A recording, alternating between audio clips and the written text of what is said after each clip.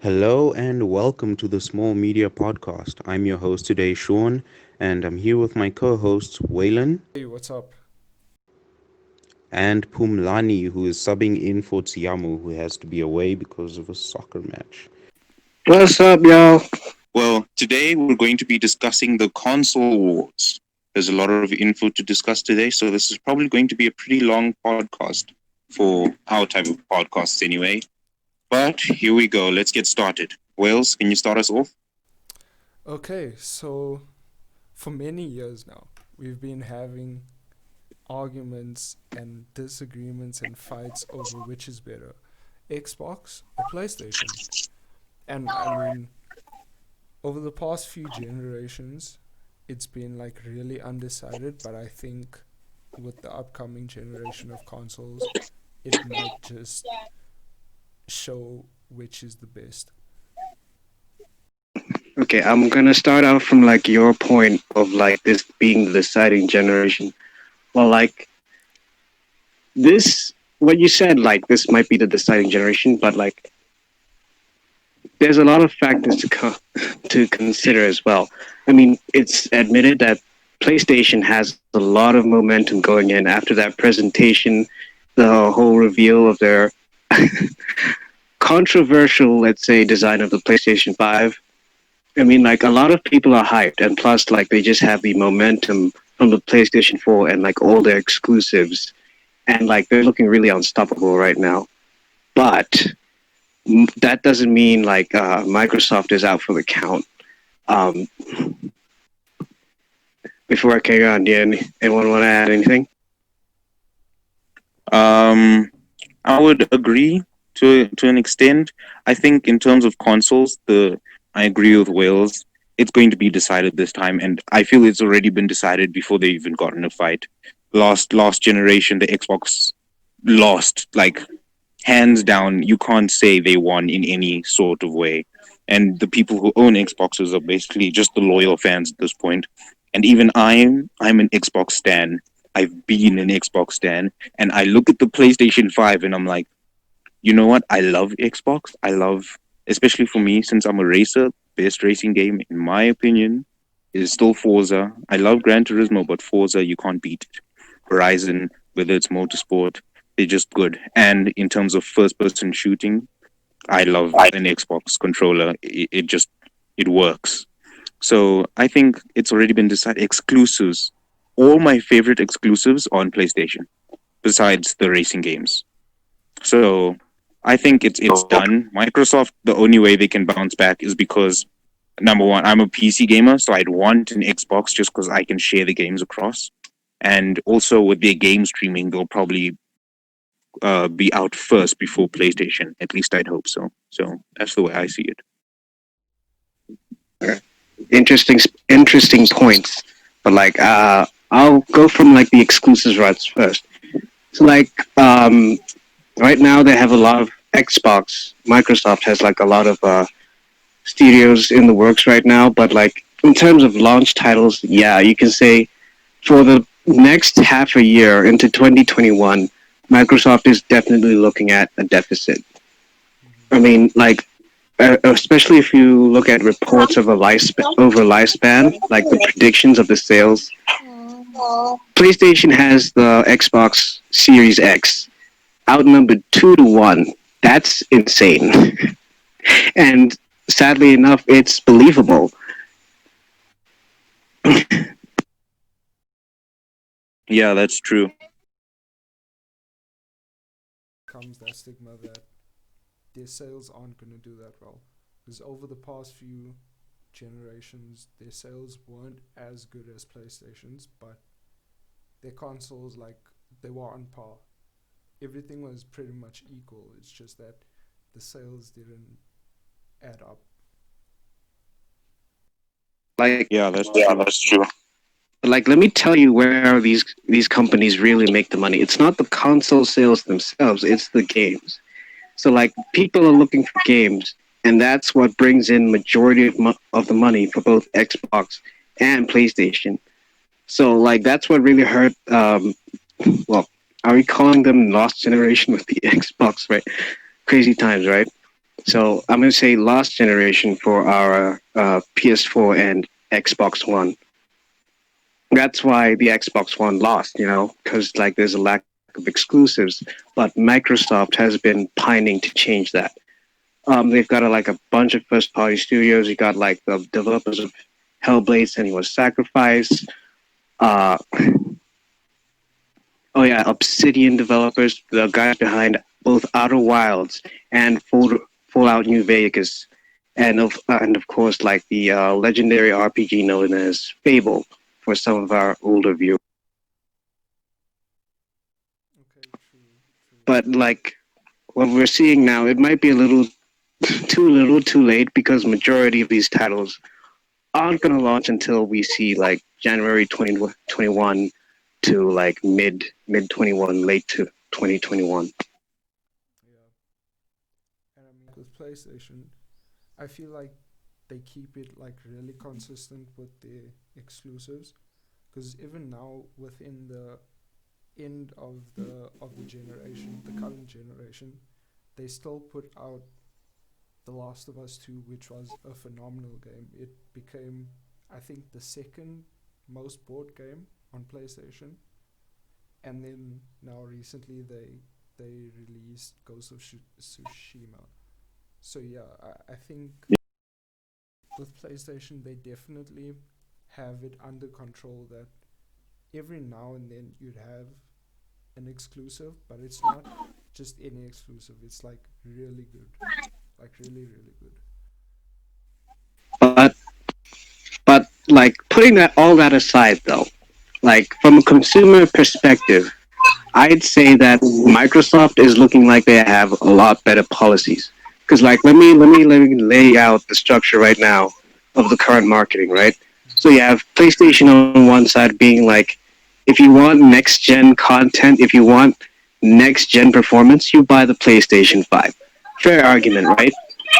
Uh, and to that result, they've been like lacking on backwards compatibility. Although they did say like the top 100 PlayStation games will be. All right. So like also like you have to look at the infrastructure of like your consumer base that the consumer base that Xbox wants to set up, right? Like they're really pushing the Xbox Game Pass, which I think is going to be like a really successful thing because that doesn't only count for like Xbox players, that also counts for like PC players as well. So like we're looking at like an environment where PC players basically win out in all in all circumstances.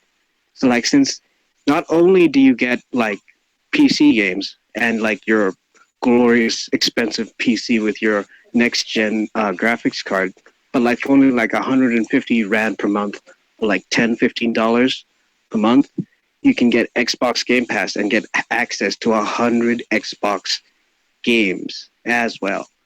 Well, that in terms of like just the console wars, it looks like Microsoft is hurting, but it might actually turn out to be that like they won't be doing so bad after all. Because I have a very clear picture of like most enthusiasts buying a PlayStation 5, then buying a PlayStation, and then getting Game Pass, and then they just get like all the exclusives. And of course, like Horizon Zero Dawn and what was the other one?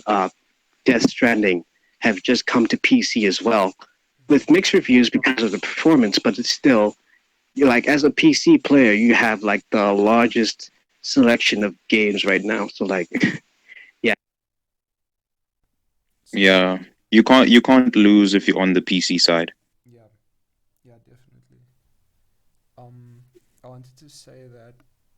So basically, what you are saying is that Xbox is rather, or Microsoft is rather focused at creating an ecosystem for the gamers, and Sony more focused to creating a more of a flagship that has everything that they could possibly want. In contrast to Microsoft, which is creating like a bigger ecosystem where you can get your games on PC or you can play them on your Xbox, but basically it just covers wherever you would like to play them. Yeah, basically. And then they can integrate that with their cloud gaming system, and you're just gonna be having like an extra flood of all those people. Like maybe the cloud gaming systems won't be blowing up with Stadia, but rather the Xbox X Cloud systems, because like that's the one thing Stadia has been suffering on, which is like the selection of games. People don't mind it. I disagree there. Oh, really? Yeah, the reason I say so is because if you look at it, even then, the Xbox is still losing because now Sony's not only getting sales from their own people, so they're getting the console sales, they're also getting their game sales, and then they're still getting the game sales again on PC, where Xbox from then would only be making a sale at one point. And at that point, they'd be forced to increase the price of the cloud gaming services, even if they didn't want to. Like, okay, even if let's just say they don't, they're still making a major loss in compared to Sony. You underestimate the size of So the yeah, PC market, bro. I think like the number of Game Pass subscriptions is gonna overshadow whatever number of consoles of the PlayStation 5 at least is selling, because like that's at the very least 2 out of 3 quarters of the market. nah, you're way over exaggerating it because not that many people are PC gamers, and even those that are PC gamers, not everyone is loaded. So not everyone's going to be able to shell out for a PC, then shell out for a PlayStation, then shell out for Xbox Game Pass. That's a whole lot of extra costs that I don't think gamers are going to be able to take all of it at the same time. Maybe a few people will do that, but most people are going to pick their system and stick with it. Or they're going to pick whichever system their friends have and stick with it. Because that's the way that makes sense. You can share games between each other. It's an easy thing. Unless people can start sharing an Xbox Game Pass or something, it doesn't make any sense to do that. That would actually be a really good idea, like to have like a family pass or something like that, where, like, let's say you share the license with your cousins or your sister, your brother who lives wherever, or you get what I mean. So then you all just pay like one fee, will have access to the Game Pass. Yeah, and then they can also share the cost between them. Yeah. Yeah. Okay, so do we have anything more to add on that topic? I guess since we were on that, the 3000 series cards are also, in that about what PC gamers are going to do. Wait, like I wanted to get over some like hypothetical stuff, just to see like what could happen and what could change the market. Okay. So All right, cool. let's start with the exclusives thingy. All right, like I've been hearing a rumor, like reports have been saying that Warner Bros. Interactive, basically the gaming division of like Warner Brothers, um, they feature a bunch of developers like from Mortal Kombat to the Batman or Arkham Knight series. So like that whole division of Warner Bros. Was looking. AT&T, their parent company, was looking to sell the entire gaming division for a total of like 4 billion. To give you some perspective, that's nearly as much as uh, Marvel cost Disney for them to buy, the rights to the movie. Okay. So like rumors like have been saying like EA is really looking forward to that deal, but sort of unstable now. So like my hypothetical question, like what if Microsoft bought all these game studios? Because that's a lot of power right there. So like imagine Microsoft I see what you having mean. Like if they get rights to Mortal Kombat. yeah, and all the DC games as well. I mean, I'm not sure if the contract carries over because they're owned by Warner Brothers Interactive, but the contracts are owned by Warner Brothers, the company. but I would imagine some type of contract that carries over as well, because it wouldn't make sense otherwise.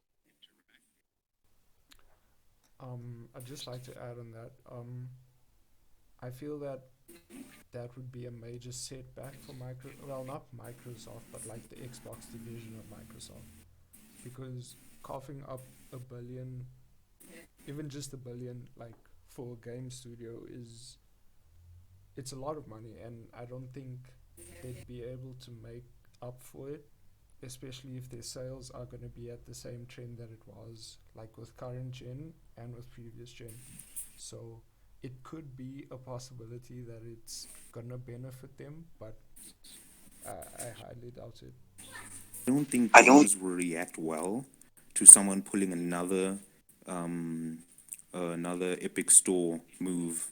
But that's that's this is totally different though. It's not Epic Store just buying out, like saying you can't sell on Steam. This is like Sony buying Insomniac, the developers of Spider-Man, to like only develop on their consoles. It's pretty much the same thing, and it's not just one studio. It's like a whole bunch of them, like almost like 15 studios that fall under Warner Bros. Interactive. Okay, but remember they all gonna be making the current games that they already made. So it's basically just gonna be Mortal Kombat, Injustice, and the Batman series, and also Suicide Squad that's on the way. But other than that, I don't think it would be enough for Microsoft to actually justify actually buying the license to these studios. I don't think it makes sense, even for Microsoft, because making it exclusive wouldn't help anyone and nobody would be happy with it. Maybe if they bought it, they could just use it as like almost like a secondary income. Mm-hmm. If they made the games for all the consoles, it would make more sense and they'd make more money from that. Yeah. Because you're making money from Xbox, from PlayStation, from PC sales of a game that you're making in house. So you can spend as much money as you need to make it succeed. Yeah. Okay, so RTX 3000 series. Um, so from what I've heard, AMD like just came up with a new Navi based card that was actually supposed to like outdo the RTX 2000 series. But now Nvidia just decides, okay, you know what? Screw that. We have something else for you. And now they came up with the 3000 series.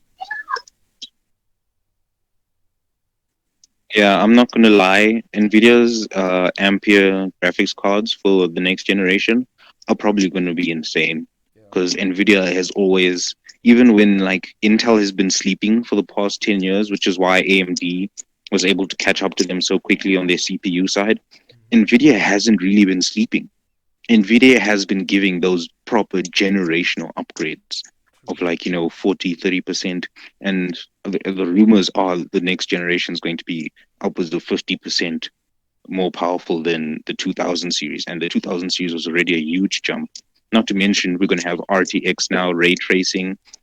I don't think Nvidia will be able to catch up, but I don't think they'll be able to compete on the same footing, not this generation at least. Yeah. Yeah, I get you. Phumulani, anything from you? Nothing. Okay. Also with that 50% increase comes like a lot of development across the entire PC platform. Like a lot of the next generation motherboards has to ship with like 12 volt not output, 12 volt distribution within the board. So yeah, these cards are going to be pretty beefy and pretty power consuming. Yeah, not to mention we have PCI 4 now, which means these things are going to be fast all around the board. I mean, we're getting fast graphics cards, fast hard drives, fast network. Like everything is just speeding up so quickly. It's going to be so insane. Like the consoles are going to be bragging about their 4K 60. I mean, what is it? 8K 60 and 4K 120. Yeah. Like we're going to be getting like 8K 120, like with no RTX, and then we'll probably have 4K 120 with RTX on, bro. Like it's going to be absolutely insane. Yeah, but the average consumer is like not really gonna tell the difference at like over the 4K level. I mean, like how much is the price increase from there? You know, like that's what. Any projection? That's true, but I feel like it's not necessarily when they make these claims, they don't really expect anyone to do this. Besides, the enthusiast of the enthusiasts who are going to like spend all the money testing and overclocking and the hardcore guys. But for everyone else, it's kind of just a marketing strategy at the same time. They don't have to make them that powerful because no one properly has 8K TVs yet. But the same thing happened with 4K. You have to have that title, else people don't take this seriously. Yeah. And I mean, even before like 4K TVs were fully developed, the manufacturers still used the title 4K, so that people would think that okay, these are like the next generation of TVs. These are like amazing, But then they weren't actually 4K. They were just upscaled 2K. And not to mention just the high bit rates of everything, like just the size of everything. If everyone starts storing things in 8 or 4K, like games are massive now. Like everyone was complaining about how big just Modern Warfare is. If you get Modern Warfare and then the Battle Royale and everything. Wait, I said that wrong. Is it Modern Warfare? Nah, I think it was just the complaints around like Warzone. It was just like absolute Warzone. I said the wrong name. I'm gonna get fried for that. No, it's actually Warzone is like a subdivision of Modern Warfare, of the latest Modern Warfare that they released. Okay, so the comments won't kill me. But you can get them separately though. But if you get them the separately, complaints was both. Modern Warfare on its own is just over 100 gigs, and Warzone is over 100 gigs. So downloading them separately is going to be even worse than just getting Modern Warfare and using it through there. I look at like myself, just try to save as much money on like PCs, like with the good graphics cards, but like hold back on the SSDs. And like I'm getting like a 260 gigabyte SSD. I'm like, oh damn, I don't have space for games. What are you talking? Yeah, that's pretty much the market that we're moving into now. We probably gonna have to like upgrade to 1,000 terabyte SSDs in most PCs, because I mean, for a game to be over 100 gigs, we never actually like thought of that, And here, Call of Duty, out of all games, Call of Duty is just like, okay, we'll make our game 100 gigs. Updates are gonna be like 50, 60 gigs. There you go, you have the game. There's another problem that you just noted, that the networks that we need to be able to have, like everyone needs to have a fiber connection because they need to download these updates, or else you spend a week downloading the update and 3 weeks later, it's a new season, guys. Come on, let's download the next 50 gig update, and it's a whole issue. like, bruh. Elon Musk SpaceX is like crying in their pants like that. Like, what the fuck, bro? Yeah, seriously. But at least have you guys heard of Elon launching his man, this Starlink, that's what it's called. Apparently, through satellite, they're speculating that it'll have gigabit. Everyone will have gigabit Ethernet and a latency just between like communication between you and the satellite of 30 milliseconds with a satellite. Like that's insane. Yeah, but I heard like they're not specifically like replacing your standard in-city service provider. They're just like looking to expand a network to as many remote locations as possible. That's what they're planning. But like, of course, those are impressive speeds as well. I really don't think they're just planning on. I think that's something they're just saying. Because if Elon could see that possibility of taking over all the network providers who've been screwing us over, he would take that opportunity. Because if you become the internet provider for the world and you do it faster and cheaper than everyone else, you have more power than even Google at that point. Like if they start rolling out ads and things, they literally get all of your data.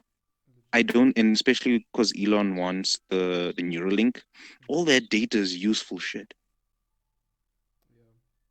Yeah. Yeah, and I mean, it seems like he's just building an ecosystem of the ability to rule the world, basically.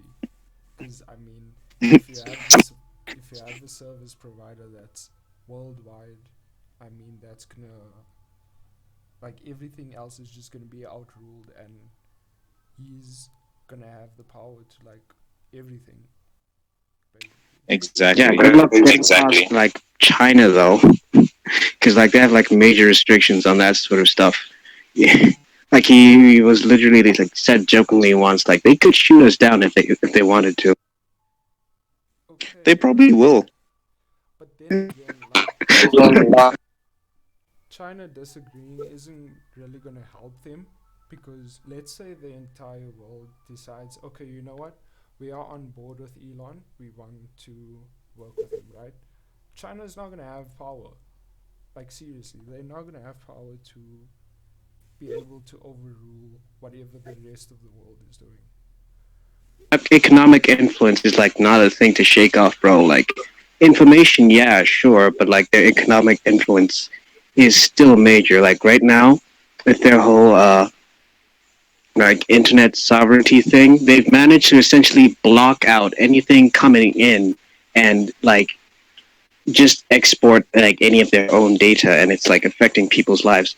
That's why like you've seen bans on TikTok, WeChat, all that stuff.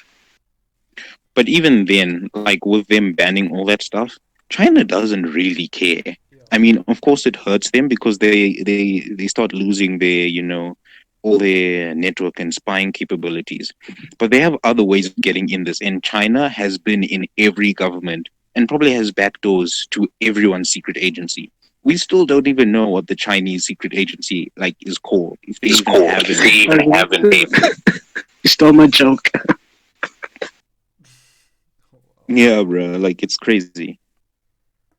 So like I feel like even with these bans happening and everything, when China retaliates, America's gonna have to step back because where's all their manufacturing happening?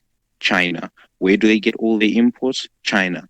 iPhones, everything is made in China and things haven't moved to India yet. So if China decides to cut off all of a sudden, everyone is screwed unless they can move very quickly into India and start making everything there, in which case I guess it isn't that big a deal, but you have to look at the odds of that, the money, the time. Yeah. Yeah, they're also looking into like African cheap labor as well. There's been like huge real estate development like all across like West Africa and think Central Africa as Yeah, that's very true. China is in it. Like the amount of African countries in debt to China, even South Africa is in debt to China. Zimbabwe, I know for a fact, is so deep in debt with China. Like there's so many Chinese people in Zim, it's not even funny. Yeah.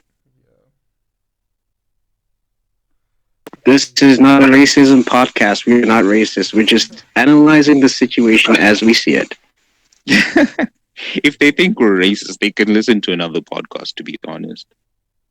Well, we wouldn't want that now, would we? It's not the point of this podcast. Hey, no, but I'm just saying, why should we have to filter ourselves? This is our podcast, guys. Like, if we're going to filter ourselves, then really we should just start a different podcast because the point is that this is raw. This is the how we see it. We say it how it is. If we're going to be filtering ourselves to all the pandering children of our generation, I mean, what's the point? You're just filtering yourself so that someone else can't deal with the issues. True. No, man. True. True. But always be open to criticism, or as I always say, Like it's more crucial now than ever to see the criticism for what it is. Let's move back to like a games discussion, since that's like nice and wholesome. I forgot to mention like a price hike of games to a full $70. So for like us, that's about like from 1,000 to like 1,200, 1,300. Granted, it's only 2K that's been doing this. So like and Madden and I think NFL. Wait, that's the same game. So Madden 2K21 is gonna cost you a full $70 slash 1,300 to buy off the shelves. Any thoughts on that? Um, I think it's pretty much to be expected, to be honest. But at the same time, there was another game studio. I can't remember it. That was saying no, we're gonna keep prices. our things the same price for the It moment. was So Ubisoft. I don't know. It was Ubisoft. They said for the sale of Assassin's Creed Valhalla, it's gonna be the same price as it is on current gen. But then again, I feel like a lot of EA titles are highly overpriced. Because I mean, how many FIFAs in the past have been exactly the same? I think from about 2015, there hasn't been much of a detail increase in FIFA that you can say, okay, it's worth buying the same game every year for 1,000 rand, or even more for those people who buy deluxe versions. Yeah, like I know because I'm pretty sure last year's FIFA 20 was 1,500. And like those prices are already like that. Not to mention with this Corona thing, the economy is tanked. We're going to be paying like I swear 1.6, maybe even 2K on some games if we're really unlucky. Uh, I feel like I don't really have a problem with the price increase. I mean, like of course it hurts my pocket, sure, but I'll just like spend more frugally. Like the problem is with me, like they include microtransactions on top of the $70 price hike. So like yeah, you'd be getting your game, and then instead of like having full customization options, like being able to skip adverts, there's adverts now, like adverts on your $70 game. Like, trust me when I say that. Like, bro, it's absolutely crazy because like they're literally riffing us off because like on EA's own like balance sheets, it shows just like microtransactions from FIFA Ultimate Team and all their mobile games is like almost double from like what they're usually well like from their standard sales alone. At the same time, I kind of have to blame gamers for that. It's all the idiots that keep giving them money. If you stop giving them your money, they won't do it because it doesn't work. True. Yeah, easier said than done. But like that's not the majority of the gaming. I mean, or at least the majority of people who play video games. Majority of them like play 1 hour a day, 2 hours. Wait, no, 1 hour a week. Sorry, 2 hours a week, under 5 hours a week, and like just to play FIFA to like escape their whining children and whatnot. And they don't really have the time for say something like The Last of Us 2, which is like maybe a game that does deserve that $70 price tag for its length and its artistic vision and whatnot. Like sad thing is as well is like most like hardcore gamers, like the ones who are into your God of Wars, your Cyberpunk 2077s, the ones who will like dump 1,000 hours into those games, they don't really like time it's not really about like the length of the game. It's more about like the quality. Yeah. As long as like it's over, as long as it feels like $60-$70 of worth, like they're almost willing to pay anything. Yeah. Yeah, I see what you mean, but like even then, if you want to talk about those like super casual gamers, if you're only playing it that casually, why are you going out and buying FIFA Ultimate Team packs? Are you really that desperate to have, I don't know, Messi on your team. Like, I don't think seeing Messi on your team is worth, I don't know how much is a pack, and they don't even guarantee you Messi or Ronaldo, whoever the hell you want to get in your pack. Yeah, It's an let's gambling. talk about those gambling mechanics as well, because like it's not really about like I can accept an upfront microtransaction, like yo, this is $20, $10. Here's what you get. But like, there's also like that predatory factor of like just gambling mechanics, aka surprise mechanics, that's also been implemented into these games. And it's absolutely sick, dude.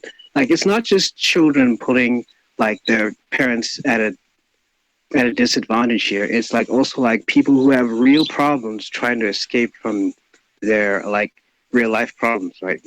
So like just like trying to play a game for 2 minutes and then boom, gambling mechanics straight in as well. It's the exact same technique. Yeah. But then again, that just points towards like how they're marketing their stuff. Because I can put a picture in front of you guys of a bowling gaming PC, right? And I can say, okay, you have to pay 2,000 Rand for a raffle. You guys are going to do it because you think, okay, 2,000 Rand compared to a gaming PC that costs like probably 50k, it seems kind of reasonable if you win it, right? But let's say Yeah. there are other prices such as a t-shirt, right? Let's say like a ROG t-shirt with a hat and like a bag or something. That doesn't cost 2,000 Rand. Well, okay, with the bag it might, but that doesn't cost 2,000 Rand. So immediately they making the money back on the products that they actually weren't giving up for grabs, but also they making money by saying, okay, you can get this, but what are your chances of getting it? If you get what I mean. True. But even if you look at it, what are they making that costs that much money separate from the game? Like, imagine I'm gonna use a car game because that's my like path of expertise. If you buy Gran Turismo, and then they say, okay, we'll give you a DLC of like, I don't know, 10 exotic cars or JDM classics or whatever for another $20 on top of what you spent on the game. Why didn't they just include that in the original game cost? It would have been, number one, easier for me to spend that money because I could reason I'm getting an entire game. Yeah. But number two, if you're going to spend that time anyway, why would you just do that? It's a whole process that makes it harder for me as a consumer, and you just add in extra work for yourself that you could have done earlier. Bro, you're thinking it from your perspective. Like, a lot of people don't think that way. You know, like they're just seeing like the game they've already bought and then the added value on top of that. That's why, like, see, like you might play Clash of Clans, but hey, you got like a 2 hour booster, and like they just throw in like a not even like a huge price, like a $2, $3, and like you've already been hooked onto the trap. Now you're more likely to spend more money on it just from that first purchase. Well, then from there, it's honestly the consumer's problem, and they can't start complaining. But also But also, you can't make that argument because Clash of Clans is a free game. It's like with what Epic Games is doing with Fortnite. They give the game to you for free, but they say, okay, you don't have any skins. You need skins, but you don't need skins. So here's skins in the item store. You can go and buy your V-Bucks and then buy your skins. But meanwhile, you don't see that the game actually has no value and you just adding value to the game by buying skins that is basically useless in the game. Yeah, but we are talking about like FIFA and Madden players here. Like they're already paying. They're already paying like $60, and it shows on these companies' bank sheets the amount of profits they're making. And it's not just from the consumer side; it's from a design side as well.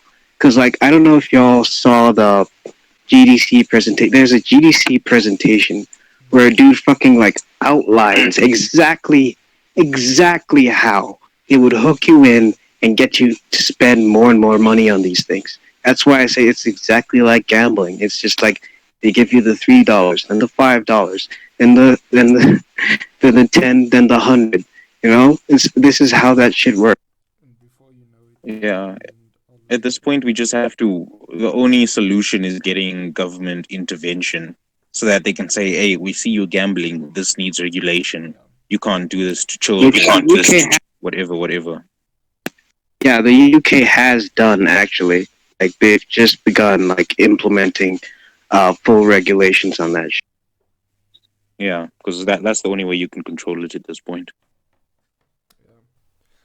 Guys, I feel like we are going on a tangent again. One more topic to cover. Halo Infinite's delay.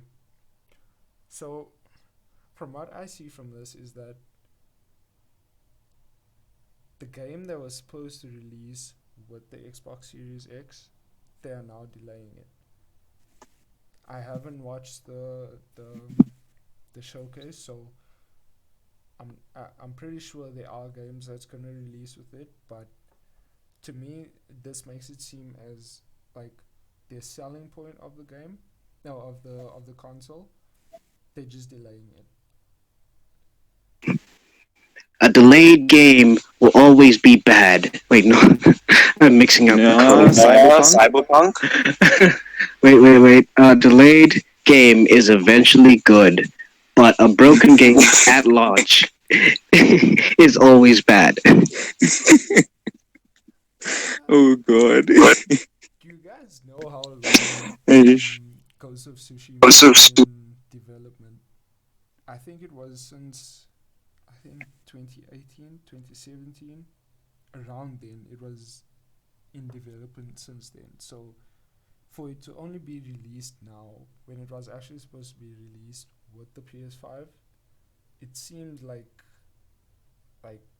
the longer you wait for a game, the better it's gonna be. Because I mean, Ghost of Tsushima just looks amazing. I feel like that's different though, because it's an intentional kind of thing. It wasn't delayed over and over, like because they weren't finishing the game. No, Like for it example, was.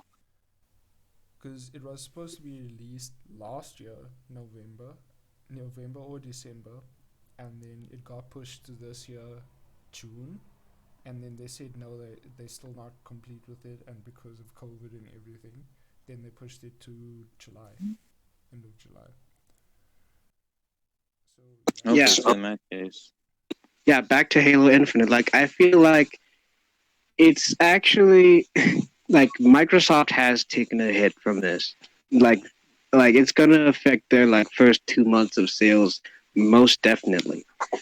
But like, I feel like they should rather have held it off than like launch a buggy, like not up to par Halo Infinite.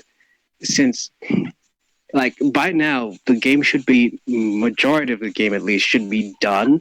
It's all about the finishing touches and the graphics. But even at the presentation which we saw beginning of the Xbox showcase, yeah, it didn't look that impressive. Hence like the Craig meme we've been seeing like all over Reddit and Twitter. yeah, the game. yeah, but I feel like those first 2 months are the most important months because that's when you get a bunch of hype sales and everything. Everyone's gonna be like, "Oh, it's running out. Oh, it's this and it's that." Everyone's only going to be talking about the PlayStation the second these consoles come out. I guarantee it. You will barely hear anything about the Xbox except about how little it's selling. Yeah. Yeah. Yeah, no one's doubting that. No one's doubting that. But hey, I don't think they're gonna be hit with this though, because they still have retros, they still have teams that is now currently like high in demand. So there's a lot of other Microsoft products that people are using that could make up for what Xbox is lacking in. My prediction is like on the surface, it's gonna look like Microsoft is losing here, but like once you count in like all the Game Pass sales, and all the extra products, Microsoft's going to be fine in the end. But like, of course, the Series X is going to be lagging a lot behind the PlayStation 5 sales, in terms of sales at least. But I will tell you about a rumor. Carry on before I get to my rumor. Before I get to my rumor, carry on. Oh, okay. Well, I was gonna say, I think I don't think Microsoft is staying in the console game because they want to win it at this point. Because I honestly don't think they can, and the only place they can compete at this point is software, because that's what Microsoft is good at. So I don't think at this point they're probably focusing on the hardware as much as we would hope they are. Like, interesting, because like my rumor has to do with like hardware. Don't quote me. Don't go out on Twitter and stuff and go like, "Yo, this dude said no." It's just a rumor. But like, there's been rumors of an Xbox Series S on the way. So basically, like, you'd have your standard Xbox Series S. Then, like, for a Microsoft said they were aiming for like a 1440p, 1080p gaming console around the price of $200, $199. That would be insane, because like the pricing on that is absolutely insane. If it is that price, then okay, I'm not going to say PlayStation is doomed because they still don't have the games. But I'm pretty sure it's funny that you mentioned that rumor, because earlier today I saw an article where it was leaked. One of the new controllers said on the side of the box that it was compatible with the Xbox Series X and Series S. So I feel like at this point it's 100% confirmed. That price though is the part I'm interested in seeing what will happen, because if it's low enough, it could make up a tiny bit more for the PlayStation superiority everywhere else, but not that. Yeah, because that's But I'm thinking like of in terms of quality wise, will it be up to standard with the PS5? Because no, they're not aiming for like a competitor with the PlayStation 5. They're pretty much making an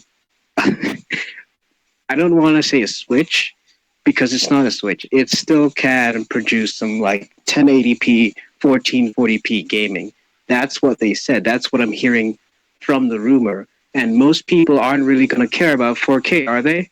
So like this cheap ass console, maybe like slightly less in performance, but you're still getting all the Xbox games.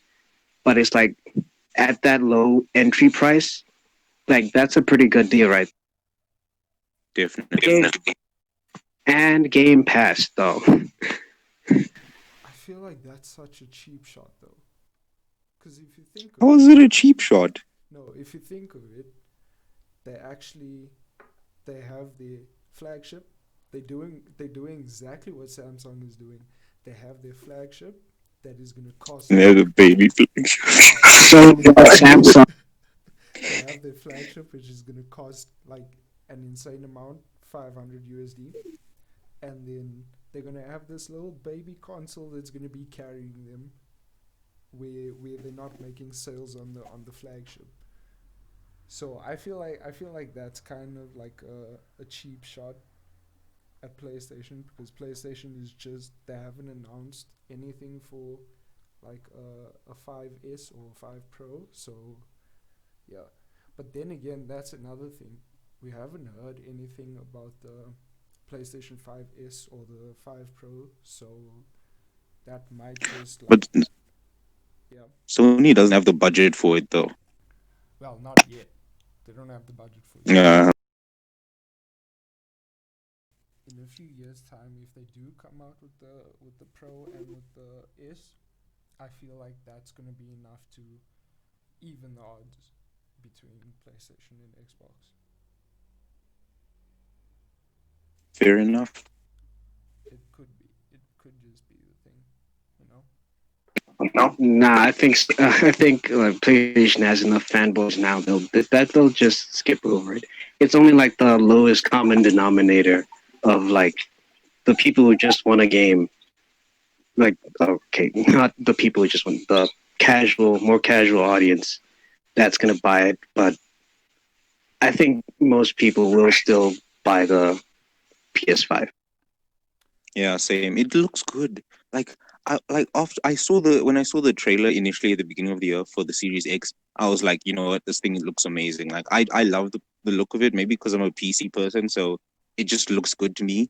But then I saw the PS5 and I was like, I want it. I just there was and then there was the Spider into the Miles Morales game. They have Horizon 2. Okay, this podcast is going to end up going on forever if we start again on the games, but I just needed to make that clear that like, wow. Yeah, I was really blown away as well because there's some titles that are just, you know, that are just gonna carry. They seriously gonna carry Yeah. the console, and I think this is one of them. Also, another Mm. exclusive that might just be a thing: God of War 2, which is the sequel to the previous God of War, which was also the Yeah. top selling game on the PS4. So, yeah. PS is just looking unstoppable here. Team Blue, like, bruh. I hate that. I'm so upset because I love it, but I hate it.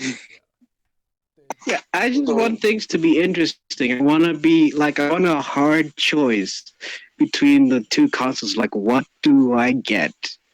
Like, when I buy these things, that's what I want to really like struggle over. But because that's more interesting in the retrospect, then we look at the numbers and then we can like get a clearer idea of like why a certain console instead of like just a landslide victory. Like, that's so lame. That's so boring, man. Yeah, it reminds me. You're reminding me of Formula One. Yeah, I was just about to say the exact same thing. At least there is like a side of mystery to the consoles. With Formula One, on the other hand, Mercedes has been winning. Like, it's insane. Yeah, it's game over until 2022. Yeah, and my last point, like, it's always so fascinating in all these years of like console wars. Nintendo is just like the kid at the back, not even getting a shite. Like everyone just leaves them alone. It's like PlayStation or Xbox, but like everyone's got a Switch. Yeah, that's true. Like even I want to Switch, and I'm not even a Nintendo person, but they're just like the portability. Number one, we don't have portable consoles anymore, and that really upsets me personally because I love portable consoles. And then they just have some of the games like Smash and those things are like really dope for like if you get a bunch of friends in, like you just hop onto Smash or whatever. It's a similar thing to like Mortal Kombat, like that kind of vibe. It's really nice. You know what I was just thinking of? Xbox or Microsoft hasn't had a portable gaming console. And that could be Yeah. because that might just be a selling point of the Series X to have like a Series P. I don't know. Oh God. Please don't name it that. Please don't. Yo, the memes. The Microsoft, memes. if you hear this, I want my cut. I want my cut. I think it would be a major selling point for Microsoft because they haven't had like any portable gaming consoles. So yeah, it would be interesting to see. Yeah, maybe it is the Series S that we've been hearing rumors about. That would be like a huge shocker because that $200 price tag is like Switch territory right there. You're right. You're very right there. But then again, it's even better than Switch because 1440p on a portable gaming console. That's gonna be insane. I don't think they can do 1440p on a portable. No ways. No ways. The cooling. Yeah, the display and all that processing power. No, not Yeah, the possible. amount of power, like it's gonna wattage, bro. Like that thing's gonna suck wattage. You guys forget that Well, we actually have and that phones actually But that's carry 16 different. gigs of RAM. So That's different because the phones use ARM processors, which are number one, smaller, number two, more power efficient, and they're not constantly sucking power. Like you don't game all the time on a thing. It's not if you having something that's purpose built for gaming, it's gonna just the power, the heat. It's gonna be insane. And who's willing to pay like over 10,000 for like a Switch, bro? Like really? I mean, if you make it appealing to the crowd, I'm pretty sure there will be people who buy it. You're right, but I don't know. That we'll have to see about that one for sure. Yeah, just the concept idea, I guess. All right, guys. I think this podcast has gone on way longer than we expected. If you guys have anything else to add, you can add it, and then Pumlani, you can write us off. All right. Thank you for listening in to the Small Media Podcast. I was with my the actual host, Sean and Waylan, and Yep. your colorful guest, me myself. We're on SoundCloud. I've never done these before. Spotify, Deezer, soon to be Google Podcasts. I have to send them an email because I'm very angry that our podcast isn't up yet. But we're basically on most popular streaming apps, and yeah. And we're coming for you too, Apple. Yes. Thanks for tuning in and catch us on our next podcast. Till then, peace out.